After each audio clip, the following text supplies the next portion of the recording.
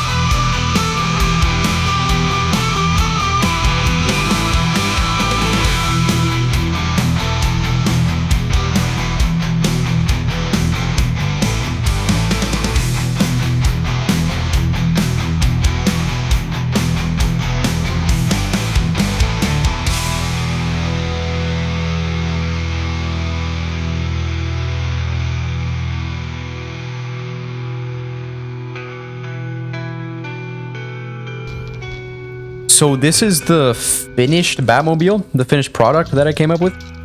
I personally like how it looks. I think I did a pretty decent job on it. There were some issues that I had when I built this. I mean, initially, I just made the bike, right? The bike was pretty easy to make. I mean, it's a bike. I just had to make sure that it was kept skinny so it would fit inside of a larger creation.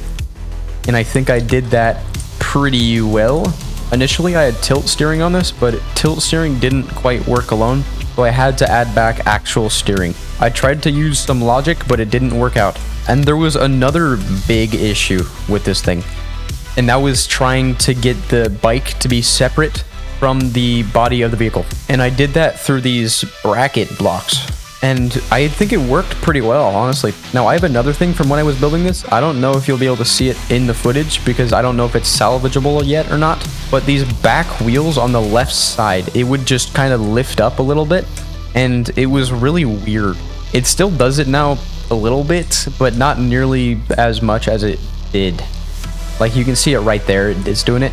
And I wasn't turning there.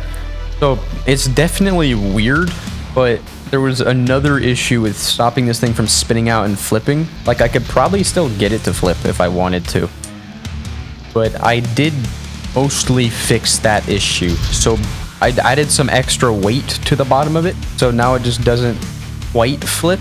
It can still spin out sometimes, like it did there, mainly because more weight is in the back than the front.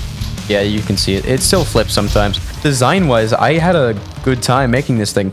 I think it looks pretty nice. It wasn't too bad to build, but it was definitely an experience. It's very clearly modeled after the Batmobile. I didn't really bother painting it either. Oh. I didn't really decide to paint this one because this is more of a technical build than an aesthetic build, and I didn't really feel the need to paint it for the video. But yeah, hopefully you guys enjoyed watching me make this creation. Anyways, thank you for watching. I hope I've earned your subscription. And with that, I will see you next time. Bye.